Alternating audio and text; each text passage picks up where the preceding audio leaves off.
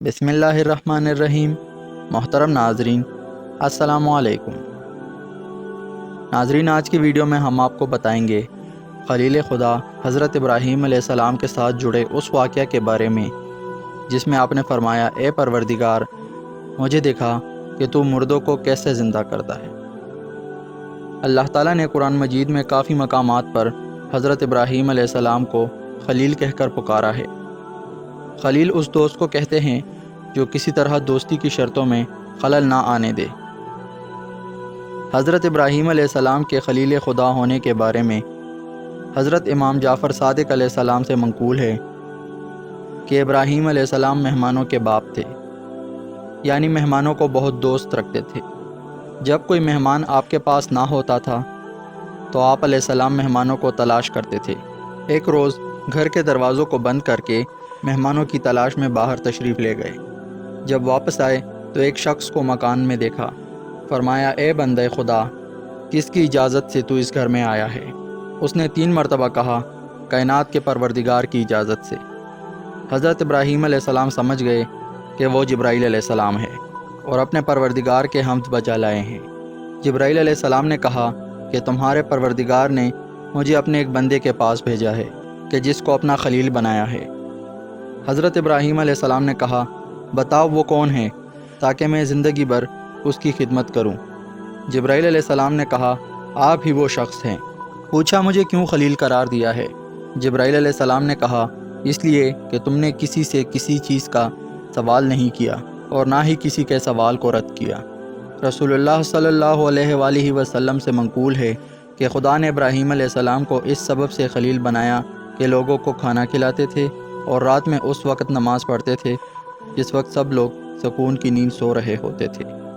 ایک دفعہ حضرت ابراہیم علیہ السلام دریا کے کنارے سے گزر رہے تھے کہ آپ کی نظر ایک ایسے مردہ پر پڑی جو دریا کے پاس پڑا ہوا تھا۔ دریائی اور خشکی کے درندے اسے کھا رہے تھے۔ پھر یہ درندے ایک دوسرے کو کھانے لگے۔ یہ دیکھ کر حضرت ابراہیم علیہ السلام کو تعجب ہوا۔ اس منظر نے حضرت ابراہیم علیہ السلام کو ایک ایسے مسئلے کے فکر میں ڈال دیا جس کی کیفیت سب تفصیل سے جاننا چاہتے ہیں، اور وہ ہے موت کے بعد مردے کس طرح زندہ ہوں گے۔ حضرت ابراہیم علیہ السلام سوچنے لگے، اگر ایسا ہی انسانی جسم کے ساتھ ہو اور انسان کا بدن جانوروں کے بدن کا کھانا بن جائے تو قیامت میں اٹھنے کا معاملہ کیسے عمل میں آئے گا، جبکہ قیامت کے روز انسان کو اسی بدن کے ساتھ اٹھنا ہے۔ حضرت ابراہیم علیہ السلام نے اللہ تعالیٰ سے درخواست کی کہ اے میرے پروردگار، مجھے دکھا کہ تو مردوں کو کیسے زندہ کرے گا۔ اللہ تعالیٰ نے فرمایا، کیا تم اس بات پر یقین نہیں رکھتے؟ حضرت ابراہیم علیہ السلام نے کہا، یقین تو رکھتا ہوں، مگر چاہتا ہوں کہ دل کو تسلی ہو جائے۔ فرمایا، تو پھر 4 پرندے لے لو، ان کے ٹکڑے ٹکڑے کر ڈالو اور پھر ہر ایک ٹکڑا ایک ایک پہاڑ پر جا کر رکھ دو۔ اس کے بعد ان کے نام سے ان کو پکارنا اور دیکھنا کہ وہ سب اڑتے ہوئے تمہارے پاس آئیں گے، اور خدا بے شک غالب حکمت والا ہے۔ اللہ تعالیٰ نے حضرت ابراہیم علیہ السلام کو نبوت کے مرتبے پر فائز فرمایا تھا۔ حضرت ابراہیم علیہ السلام کا دل خدا پر ایمان سے معمور تھا اور اس میں پروردگار کی قدرت کے بارے میں رتی بھر شک و شبہات کی گنجائش نہیں تھی، تاہم اس غرض سے کہ چیزوں کے حقائق ان پر واضح ہو جائے اور ان کے علم میں اضافہ ہو جائے، انہوں نے خدا سے درخواست کی کہ انہیں یہ نظارہ دکھایا جائے کہ وہ مردوں کو کیسے زندہ کرتا ہے۔ چونکہ حضرت ابراہیم علیہ السلام کا مقصد اطمینان قلب حاصل کرنا تھا، اسی لیے اللہ تعالیٰ نے ان کی طرف وحی بھیجی اور فرمایا، 4 پرندے پکڑو اور ذبح کر دو۔ اس کے بعد ان کے ٹکڑے ٹکڑے کر کے پہاڑوں پر ہر ایک ٹکڑا جا کر رکھ دو۔ پھر ان پرندوں کو ان کے نام سے بلاؤ تاکہ خدا کے حکم سے وہ پرندے زندہ ہو جائے اور تمہارے پاس آ جائے۔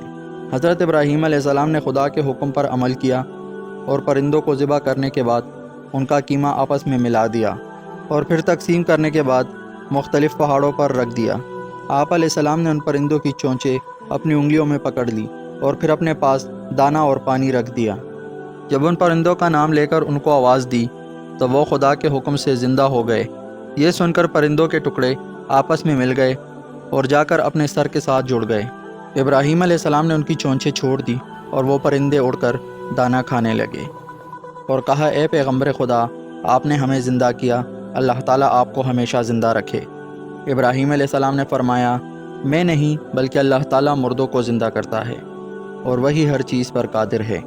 آخر میں آپ کو یہ بات بتاتے چلیں کہ وہ 4 پرندے کون سے تھے۔ وہ چاروں پرندے مختلف ذاتوں سے تھے، کیونکہ اس کے بغیر حضرت ابراہیم علیہ السلام کا مقصد پورا نہیں ہو سکتا تھا، اس لیے ضروری تھا کہ ہر پرندے کے اجزاء اس کے اپنے بدن میں واپس آئے۔ مشہور روایت کے مطابق وہ 4 پرندے مور، مرغ، کبوتر اور کوا تھے، اور جن پہاڑوں پر حضرت ابراہیم علیہ السلام نے ان کی اجزاء رکھے تھے ان کی تعداد کا ذکر قرآن مجید میں نہیں ہے، لیکن روایت میں ان کی تعداد 10 بتائی گئی ہے، اور روایت کے مطابق یہ پہاڑ اردن یا شام کے پہاڑوں میں سے تھے۔ محترم ناظرین، اگر آپ کو ہماری آج کی ویڈیو اچھی لگی ہو تو ویڈیو کو لائک کریں اور مزید اسی طرح ویڈیوز دیکھنے کے لیے چینل کو سبسکرائب کر دیں۔ ملتے ہیں اگلی ویڈیو میں، تب تک کے لیے اجازت دیجیے۔ اللہ حافظ۔